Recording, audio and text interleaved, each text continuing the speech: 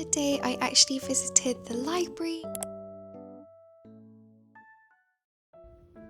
Hi friends, welcome back to another cozy vlog. I hope that you've all been doing really well. I know that this video isn't as long as some of the really long videos I have on my channel, but I did actually end up combing through hours of footage. Somehow I'd filmed lots of different little snippets throughout the month of March, which really surprised me because I didn't realise just how much I'd filmed. Some of the things you can expect are lots of book mail unboxings and goodies I received throughout the month, just like this clip here where I was gushing over how pretty Agnes Aubert's Mystical Cat Shelter was. I actually found this brand new copy over on Vinted for a really good price, and it must have been a press copy initially because it came with the PR information. So yes, this book is just one of many book unboxings throughout the video, but I also visited the big Foyles bookshop in London and also my local library. I know that for lots of you it's exam season or you're gearing up towards it. Maybe for some of you spring so far has been a really difficult season, or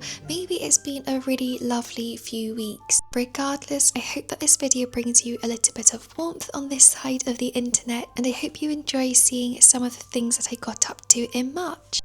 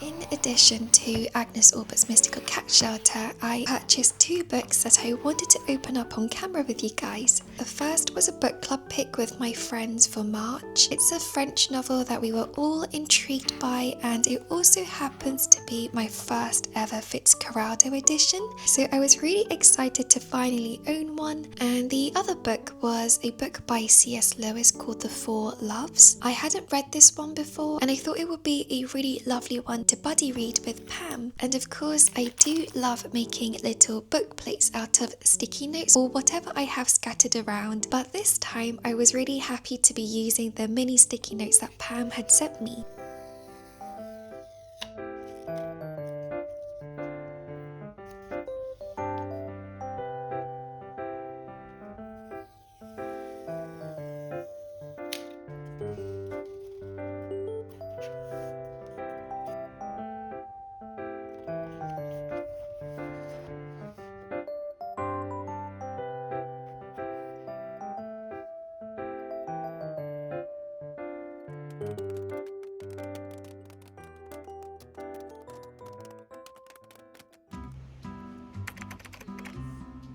Around mid-March, I decided to finally go to my local library, which, to be honest, I'd been putting off for a while because I'd lost my library card. But I finally went and renewed it successfully, and then I was on a mission to find some of the books that were on my spring TBR. I'd written the TBR list down in my journal, so that's why I was carrying it around with me, but I was on the hunt specifically for lots of fantasy and romance books, as well as some new releases. But unfortunately my library is quite small since it's just a local library, so I did struggle trying to find the books that I was hoping to find. But as you'll see in the library haul I shared just after this clip, I did end up leaving with 4 books that weren't on my TBR book list initially, so it ended up being a very successful trip to the library.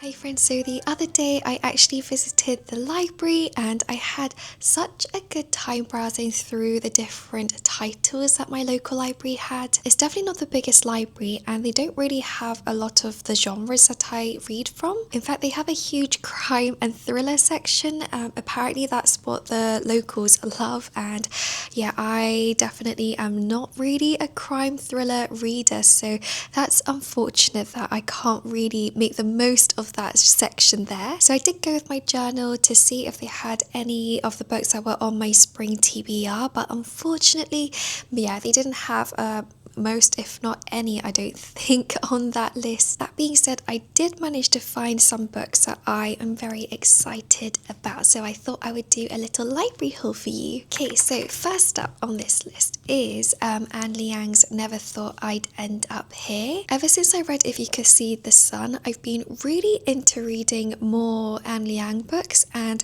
I've been very interested in reading her novels because they always have the most gorgeous covers, and I know that she's known for her YA clean romances, and I've definitely been in the romance mood lately because it's springtime and it's just the time of year I always gravitate towards a cute love story. So I was really excited to see that my library had Never Thought I'd End Up Here, which is something that I've been wanting to pick up, and I actually managed to read this basically in one sitting. It's about a girl called Leah who is extremely self-conscious about her limited Mandarin skills, and Leah gets invited to her cousin's wedding, except unfortunately for her, she does end up embarrassing herself as well as her family. So her mum decides it's best to send Leah on this I think it's 3-week long trip to China, and the idea is that Leah will have a chance to reconnect with her roots and improve on her Mandarin. Now, this is my third Anne Liang novel, and what I'm finding with her books is that she explores a lot about the Asian diaspora identity, which I really appreciate. Feeling like you're not good enough for either culture, and also that struggle with trying to have a grasp of your mother tongue. This one in particular, I thought the romance was really sweet,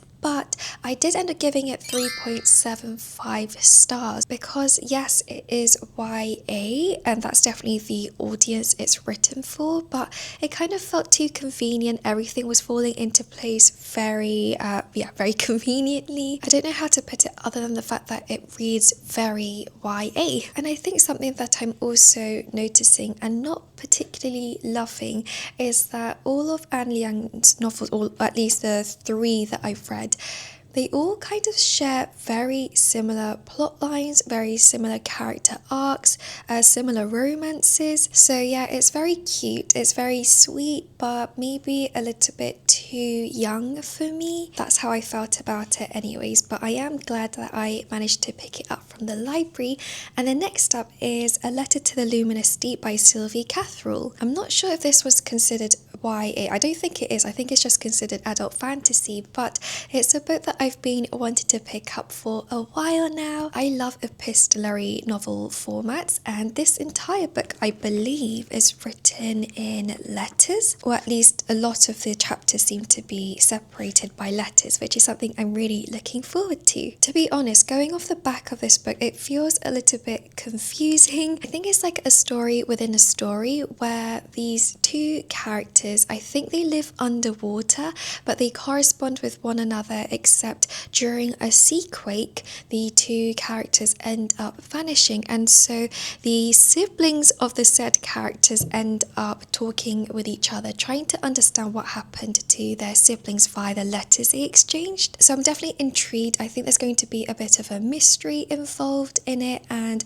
the letters definitely caught my eye, so I'm looking forward to it. And another thing I'm looking forward to is the fact that it's set underwater, or I assume it's going to. The cover is definitely giving like mermaid-esque. I believe it's also got academia involved in it because we're talking about scholars here. I think there's going to be a lot for me to enjoy about this book, and I'm glad I got to pick it up. Next up is a book by Michiko Aoyama, and it's The Healing Hippo of Hinode Park, translated by Takami Nieda. This is such a cute cover and also title, but when I found out about this book, I knew that I'd be picking it up sometime sooner or later. It's another Japanese novel, and I think it's another one of those serial short stories where each chapter follows a different character. But in the middle of this park of an apartment block in Japan, there is a hippo, and this hippo is believed to help those who are in need, and so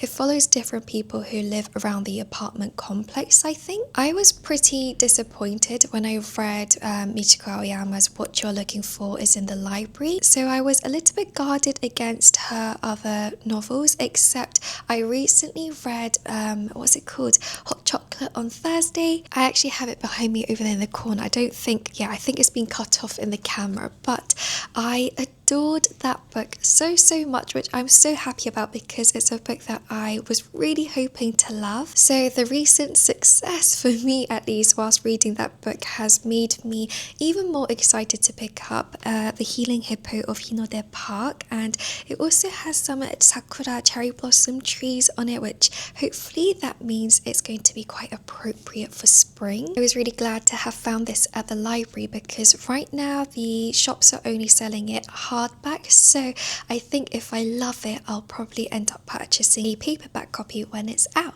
And then last but not least, I found this one, The Moonglow Bookshop by Seo Dong-won, and it's translated from the Korean by Shana Tan, who has translated so many of the amazing Korean books out there. The blurb says, "What if you could turn the pages of your life like the pages of your favorite book?" At first, when I found out that this book was coming out in the UK, I was really excited because, I mean, it's like a magical realism book, it's set in a bookshop, it's a Korean book as well. However, I'm not gonna lie, I was a little bit put off when I saw the ratings on Goodreads. I don't even remember what the rating is, I just remember it being not very high. So it definitely influenced me negatively in terms of picking it up at the bookshop. So I thought that seeing as it was at the library, it would be the perfect chance to pick it up, and maybe if I really love it, I can buy a physical copy of it for myself. Anyways, this book I think follows a bartender called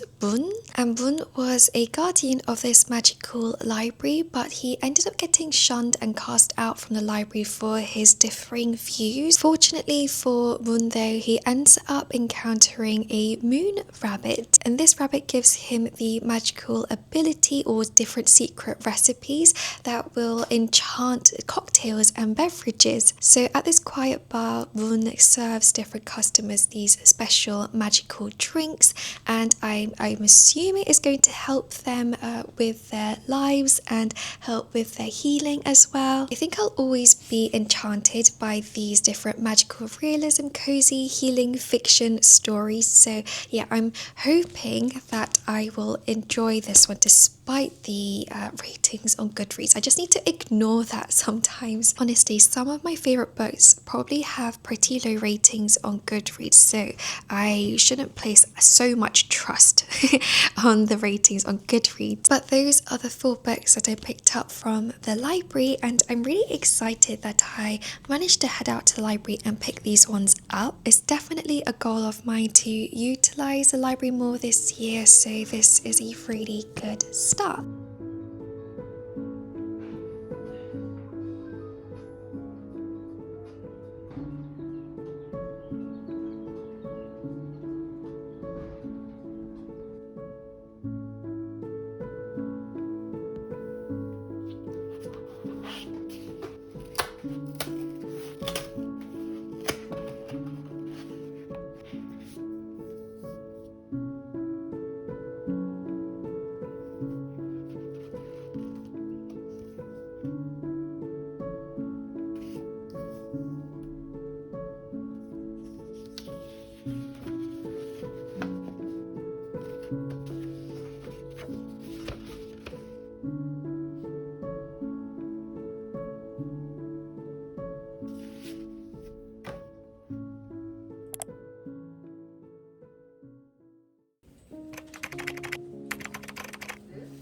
March, I was also kindly invited by the Courtald Gallery in London to come to an early morning viewing of their latest exhibition, which was on Seurat and the Sea. Growing up, I'd always admired Georges Seurat's iconic paintings of the Parisians, so I was really looking forward to seeing his seascapes in person. I was allowed to bring Ian along with me, so the two of us decided to make it a date day and not only explore the exhibition and the gallery, but also go book shopping afterwards. We happened to be running a little bit late on the day, so there was a lot of speed walking involved, but thankfully we made it just in time.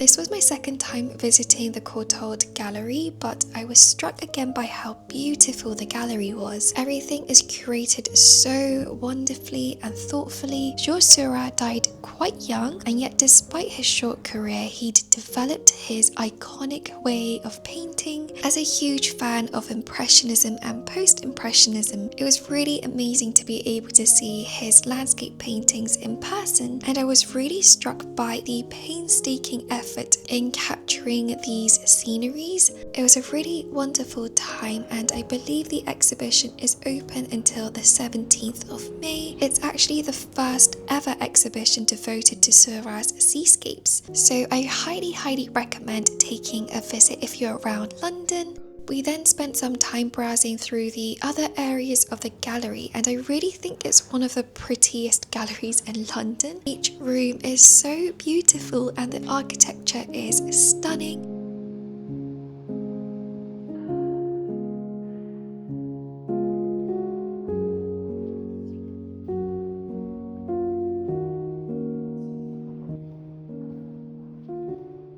Before we left, we of course had to visit their shop, which was in the basement, and it was actually my first time visiting the shop area, so I was stunned by again how gorgeous it was. It was actually really big, but I didn't end up buying anything because I'm trying to save as much as I can. But this lemon yellow tote bag was really catching my eye, and I was this close to buying it. Next up on the day's schedule, and the only other thing really that I had in mind, was to visit the Foyles bookshop in Charing Cross. Of course, this is the huge bookshop in London. It spreads over 5 floors. I could truly get lost here and just spend my whole day going through all the different stacks of books, but I did come here specifically to purchase a book for my mum. I know the UK and US have different Mother's Day dates, but in the UK it was Mother's Day on March 15th, I want to say, but I knew that I wanted to get my mum a book in Korean so she could enjoy reading it, and it's really difficult, sadly, to get your hands on Korean books here in the UK. And out of the bookshops that I visited, the Foyles in Charing Cross have a really incredible selection of books in Korean to choose from. But before I went book hunting, Ian and I were both so hungry at this point, so we grabbed some lunch from the Foyles cafe on the top floor.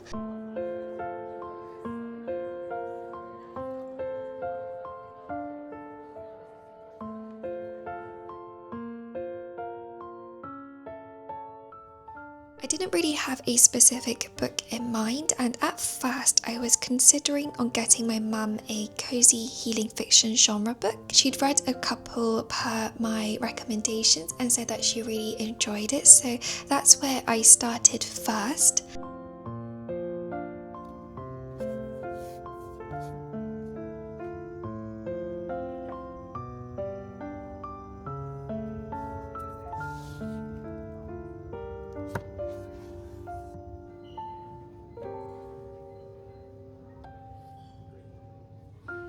But upon browsing, I came across Hangang's latest book, which is her poetry collection. It's called Light and Thread in English, or 빛과 실 in Korean, and honestly the Korean cover and edition is so beautiful. It definitely stood out to me, and I haven't read it yet myself, but I thought that my mum might enjoy flicking through it slowly with a cup of coffee. Seeing as Hangang is South Korean and she won the Nobel Prize in Literature in 2024, I thought that it was very appropriate to get a Hangang book. I'm honestly so grateful and happy that there is a bookshop in London that sells foreign books in their original language, and hopefully my mum enjoys reading this one.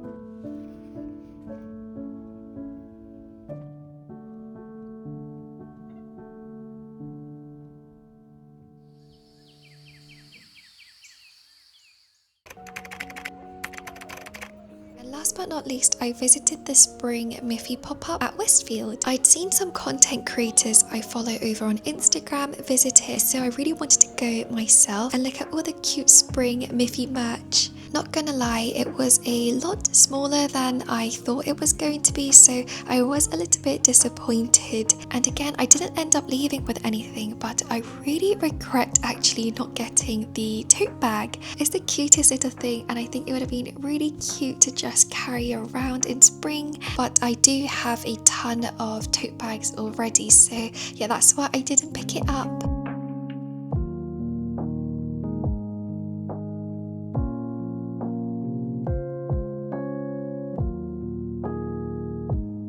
For the final unboxing, recently my friends Subin and Asma said that they wanted to buddy read A Little Life Together, and now this is a book that I've been avoiding just because of how traumatic everybody says that it's supposed to be, but I have always been interested to know what it's all about, so I found a secondhand copy on Vinted and I'm going to start reading it very soon. Hopefully it doesn't completely destroy me, but yeah, that's all for this video. I hope you guys enjoyed watching it. If all goes according to plan, the next video should be a spring book recommendations video, so I hope you're excited about that as well, and I'll see you all soon in the next cozy video. Bye friends.